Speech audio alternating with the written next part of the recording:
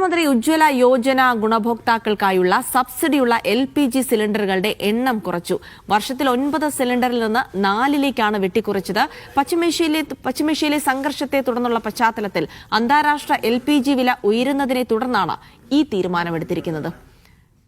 PM Ujjwala Yojana എല്ലാവർക്കും ഈ പാചകവാതക ഉപയോഗത്തെ പ്രോത്സാഹിപ്പിക്കാൻ വേണ്ടിയിട്ട് പ്രധാനമന്ത്രി ഉജ്ജ്വല യോജന എന്ന പേരിൽ ഒരു പദ്ധതി പ്രഖ്യാപിച്ചതാണ്. 2025 ഡിസംബർ വരെ ഈ പദ്ധതിയിൻ പ്രകാരം ഒരു വർഷം 12 സിലിണ്ടർ ആയിരുന്നു സബ്സിഡിയോടുകൂടി ലഭിച്ചുകൊണ്ടിരുന്നത്. എന്ന് പറഞ്ഞാൽ ഈ പദ്ധതിയിൽ പെടുന്ന ആളുകൾക്ക് 600 ചില്ലറ രൂപ മതി ഒരു സിലിണ്ടർ. 14 കിലോ 200 ഗ്രാം വെയിറ്റുള്ള ഗ്യാസുള്ള ഒരു സിലിണ്ടർ വാങ്ങാൻ എന്ത് മതി? വെറും 14 കിലോ ഗ്യാസാണ്. സിലിണ്ടർ അടക്കമുള്ള വെയിറ്റ് അല്ല പറയുന്നത്. 14 കിലോ 200 ഗ്രാം ഗ്യാസ് അടങ്ങുന്ന ഒരു സിലിണ്ടർ വാങ്ങാൻ 600 ചില്ലറ രൂപ മതിയായിരുന്നു. അതും ഒരു വർഷം 12 സിലിണ്ടർ വീതം എന്നുള്ളതായിരുന്നു കണക്ക്. എന്നാൽ 2025 ഡിസംബർ ആയപ്പോൾ ഡിസംബറിൻ്റെ തുടക്കത്തിൽ ഈ പറയുന്ന സിലിണ്ടറുകളുടെ എണ്ണം 9 ചുരുക്കി, 3 കുറഞ്ഞു. എന്നാൽ ഇന്നത് വെറും 4 പ്രതിവർഷം വെറും 4 എത്തിച്ചിരിക്കുന്നു. ഇപ്പം കഴിഞ്ഞ ദിവസങ്ങളിൽ നിങ്ങൾ കണ്ടതാ, കഴിഞ്ഞ ആഴ്ചകളിൽ ഒരു 10 ദിവസം കൊണ്ട് 12 ദിവസം കൊണ്ട് പെട്രോളിനും ഡീസലിൻ്റെയും വിലയിലുണ്ടായ വർധന 8 രൂപ മുതൽ 11 രൂപ വരെയായിരുന്നു. രാജ്യത്ത് വിവിധയിടങ്ങളിൽ വിവിധ രീതിയിലാണ് അതിൻ്റെ വില വർധന വന്നിരിക്കുന്നത്. എന്നാൽ അതേ ആഴ്ചയിൽ വാണിജ്യ സിലിണ്ടറിൻ്റെ വില 1000 രൂപ വർദ്ധിച്ചു. ഇന്നലെ ഗാർഹിക സിലിണ്ടറിൻ്റെ വില 29 രൂപ വർദ്ധിച്ചു.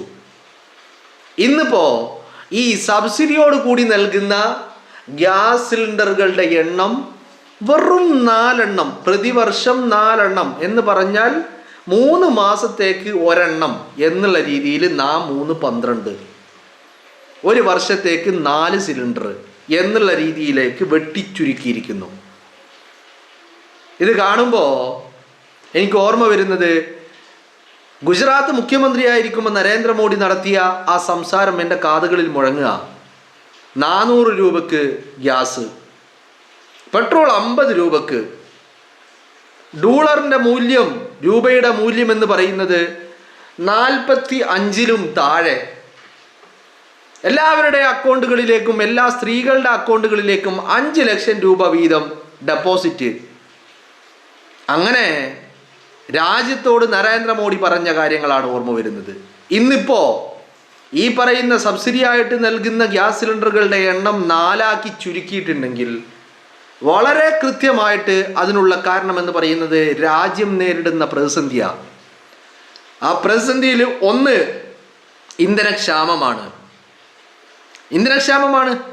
ഇതിനുള്ള കാരണം എന്താണ്? കാരണം ഇന്ത്യ രാജ്യത്ത് നടക്കുന്ന സംഭവ വികാസങ്ങളൊന്നല്ല, മറിച്ച് അമേരിക്കയും ഇസ്രായേലും ചേർന്ന് ഇറാനെതിരെ നടത്തുന്ന അക്രമം, യുദ്ധം, അത് തന്നെയാണ് ഇതിൻ്റെയൊക്കെ കാരണമെന്ന് പറയുന്നത്. ഈ മദർലാൻഡിൽ ഇരുന്നു കൊണ്ട് ഫാദർ രാജ്യത്തിന് വേണ്ടി കൈയടിച്ച ആളുകൾ എന്ന് പറഞ്ഞാൽ ഇന്ത്യ രാജ്യത്ത് ഇരുന്നു കൊണ്ട് ഇസ്രായേലിന് വേണ്ടി കൈയടിച്ച ആളുകൾ, ഒരു കാര്യം ഓർക്കേണ്ടത്, രാജ്യത്ത് ഉണ്ടാവുന്ന ഇന്ധനക്ഷാമം അത് രാജ്യത്തെ എല്ലാ പൗരന്മാരെയും ബാധിക്കുന്നുണ്ട്. രാജ്യത്തുണ്ടാകുന്ന ഇന്ധന വില വർധനവ് രാജ്യത്തെ എല്ലാ ജനങ്ങളെയും ബാധിക്കുന്നുണ്ട്. രാജ്യത്തുണ്ടാകുന്ന നാണയപ്പെരുപ്പം അത് രാജ്യത്തെ എല്ലാ ജനങ്ങളെയും ബാധിക്കുന്നുണ്ട്. ഏതെങ്കിലും ഒരു വിഭാഗത്തിനെ മാത്രമല്ല.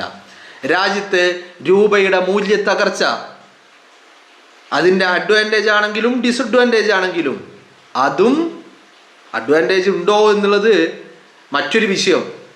ഇനി ഉണ്ടെങ്കിൽ അതും, ഇല്ലെങ്കിൽ ഡിസഡ്വാൻറ്റേജും, രണ്ടും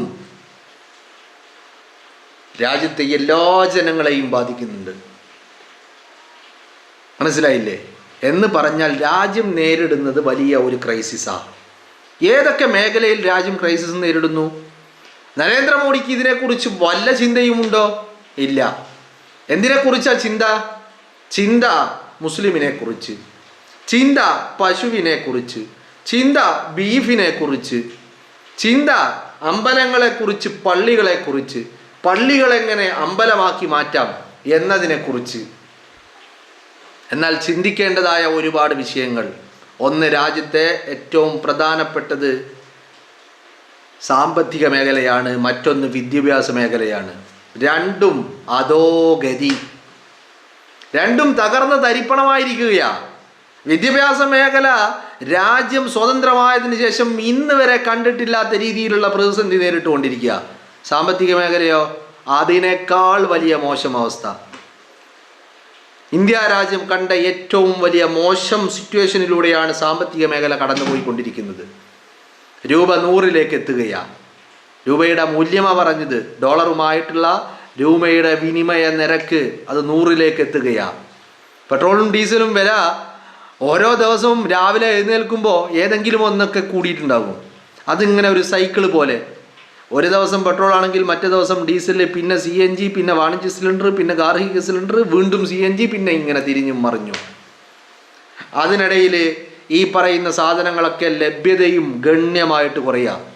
ഇപ്പം സബ്സിഡി ഇനത്തിൽപ്പെടുന്ന സിലിണ്ടറുകളുടെ എണ്ണം 4 ചുരുക്കിയിട്ടുണ്ടെങ്കിൽ ഈ പറയുന്ന എന്താ പറയേണ്ടത് ഗാർഹിക സിലിണ്ടർ സബ്സിഡി ഇല്ലാതെ ലഭിച്ചുകൊണ്ടിരുന്നത് അത് ബുക്ക് ചെയ്യണമെങ്കിൽ 40 ദിവസം കഴിയണം.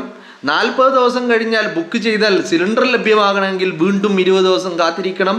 എന്ന് പറഞ്ഞാൽ ഒരു സിലിണ്ടറിൻ്റെയും മറ്റൊരു സിലിണ്ടറിൻ്റെയും ഇടയിലുള്ള ഗ്യാപ്പ് എന്ന് പറയുന്നത് 2 മാസമാക്കി വർദ്ധിപ്പിച്ചിരിക്കുക. മറ്റേത് 28 ദിവസം കഴിയുമ്പോൾ ഗ്യാസ് ബുക്കിങ്ങും 2, 3, 4 ദിവസം കഴിയുമ്പോൾ ഗ്യാസ് റീഫില്ല് ചെയ്ത് ലഭ്യമായുമായിരുന്ന ഒരു ഘട്ടത്തിലൂടെ കടന്നു പോയിടത്ത് നിന്ന് ഇപ്പം 2 മാസത്തിലേക്ക് എത്തിയിരിക്കുകയാണ്. അപ്പം രാജ്യത്ത് ഇന്ധന പ്രതിസന്ധി ഉണ്ടാ? ഉണ്ട്. നാണയപ്പെരുപ്പമുണ്ടോ? ഉണ്ട്. രൂപയുടെ മൂല്യ തകർച്ചയുണ്ടാ? ഉണ്ട്. ഇപ്പോൾ രാജ്യത്തെ 1 രൂപ 2 രൂപയാക്കി കണക്കാക്കിയാൽ പോലും നരേന്ദ്രമോദി പറഞ്ഞ 45-ൽ താഴെ എത്തിക്കുമെന്ന് പറയുന്ന ഘട്ടത്തിലേക്ക് എത്താൻ കഴിയില്ല എന്നുള്ളതാണ്. എന്ന് പറഞ്ഞാൽ രാജ്യത്തെ 1 രൂപ അല്ല, 1 രൂപ എന്ന് പറയുന്നത് 2 രൂപയാണെന്ന് സംഖ്യകൾ പറയുന്നത് പോലെ കണക്ക് കൂട്ടിയാൽ അപ്പോഴും 45-ന് മുകളിൽ തന്നെയാണ് ഡോളറിൻ്റെ വിനിമയ നിരക്ക് എന്ന് പറയുന്നത്.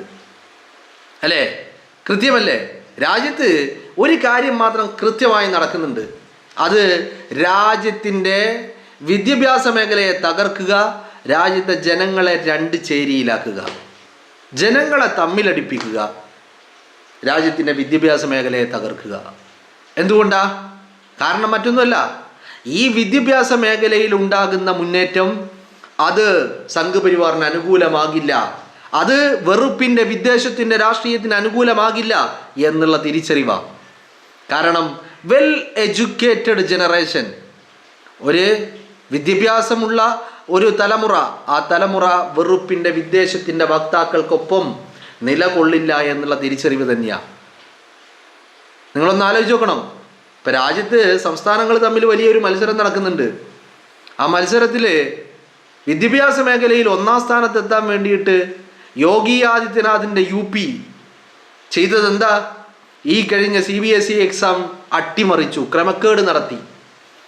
എന്നാൽ CBSE പരീക്ഷ എഴുതുന്ന അല്ലെങ്കിൽ പ്രാഥമിക വിദ്യാഭ്യാസത്തിന് പോകുന്ന കുട്ടികൾക്ക് മികച്ച വിദ്യാഭ്യാസം, മികച്ച പഠന സൗകര്യം, മികച്ച അന്തരീക്ഷം, വിദ്യാഭ്യാസ അന്തരീക്ഷം ഇതൊക്കെ ചെയ്തു കൊടുത്തിട്ട് അവരെ പഠിപ്പിച്ചിട്ട് ഈ പറയുന്ന 1ാം സ്ഥാനം നേടാൻ വേണ്ടിയുള്ള ശ്രമങ്ങൾ നടത്തുമായിരുന്നെങ്കിൽ അതിന് നമ്മൾ കൈയടിക്കുമായിരുന്നു. എന്നാൽ നടത്തിയതെന്താ? ഇതൊന്നുമില്ല. മികച്ച വിദ്യാഭ്യാസം നൽകാൻ കഴിയുന്നില്ല, നല്ല പഠന അന്തരീക്ഷമില്ല, പഠിക്കാനുള്ള സൗകര്യങ്ങളില്ല, ഒന്നും തന്നെയില്ല. ഇതാണ് UPയുടെ അവസ്ഥ. ആ അവസ്ഥയിൽ നിൽക്കുമ്പോഴും യോഗി ആലോചിച്ചത് ഇതൊക്കെ നടത്താൻ വലിയ പണച്ചെലവുണ്ട്. പരീക്ഷ തന്നെ അട്ടിമറിച്ചാൽ കുട്ടികളെ പഠിപ്പിക്കണേ ബുദ്ധിമുട്ടാണ്, പണം ചെലവാക്കാനും ബുദ്ധിമുട്ടാണ്. പരീക്ഷ അട്ടിമറിക്കാനോ ഒരു ബുദ്ധിമുട്ടുമില്ല. ഉടനടി അത് ചെയ്തു, രാജ്യത്തെ വിദ്യാഭ്യാസ മേഖല തകർക്കുക. കാരണം RSSന് സംഘപരിവാറിന് ആളെ കിട്ടണമെങ്കിൽ വിവരമില്ലാത്ത, വിദ്യാഭ്യാസമില്ലാത്ത ഒരു പറ്റം തലമുറ വളർന്നു വരണമെന്ന് അവരാഗ്രഹിക്കുകയാണ്. അത് തന്നെയാണ് കാര്യം. അതുകൊണ്ടാണല്ലോ എന്ത് ചോദ്യം ചോദിച്ചാലും വേദാന്ത് എന്ന് പറയുന്ന 12 ക്ലാസ്സുകാരൻ, സാർത്ഥക് സിദ്ധാന്ത് എന്ന് പറയുന്ന 12ാം ക്ലാസ്സുകാരൻ, ഇവരൊക്കെ തങ്ങളെഴുതിയ CBSE പരീക്ഷയെക്കുറിച്ച് ചോദ്യങ്ങൾ ചോദിച്ചപ്പോൾ അവരെ വിളിച്ചത് പാകിസ്ഥാനി എന്നും ഡീപ് സ്റ്റേറ്റ് ഏജൻസ് എന്നും രാജ്യദ്രോഹി എന്നും ദേശവിരുദ്ധനെന്നും ഭീകരവാദി എന്നും തീവ്രവാദി എന്നുമാണ്. എന്ത് ചോദിച്ചാലും പശു പാകിസ്ഥാന്, ബീഫ് മുസ്ലിം ഹിന്ദു, അമ്പലം പള്ളി, രാജ്യദ്രോഹി ദേശദ്രോഹി ഭീകരവാദി തീവ്രവാദി. നിങ്ങളൊരു സംഘപരിവാറുകാരനോട് ഈ പറയുന്ന വാക്കുകൾ ഉപയോഗിക്കാതെ ഒരു 2 സെന്റൻസ് പറയാൻ പറഞ്ഞു നോക്കാം. വാ തുറക്കില്ല, മിണ്ടില്ല. കാരണം എന്താ? ഇത് മാത്രമേ പറയാനുള്ളൂ. ആര് ചോദ്യം ചോദിച്ചാലും നരേന്ദ്രമോദിക്ക് മനസ്സിൽ വിഷമമുണ്ടാക്കുന്ന, ഉത്തരമില്ലാത്ത, പറയാൻ കഴിയാത്ത, മറുപടി പറയാൻ കഴിയാത്ത, നരേന്ദ്രമോദിക്ക് അനിഷ്ടമുണ്ടാക്കുന്ന, ഇഷ്ടമില്ലാത്ത ചോദ്യങ്ങൾ ആര് ചോദിച്ചാലും അവരൊക്കെ ഉടനടി പാകിസ്ഥാനി, തീവ്രവാദി, രാജ്യദ്രോഹി, ഭീകരവാദി, ഡീപ് സ്റ്റേറ്റ് ഏജന്റ്, അങ്ങനെ പല രീതിയിലുള്ള വിശേഷണങ്ങൾ, ചാപ്പക്കുത്തലുകളാണ് നമ്മൾ കണ്ടുകൊണ്ടിരിക്കുന്നത്.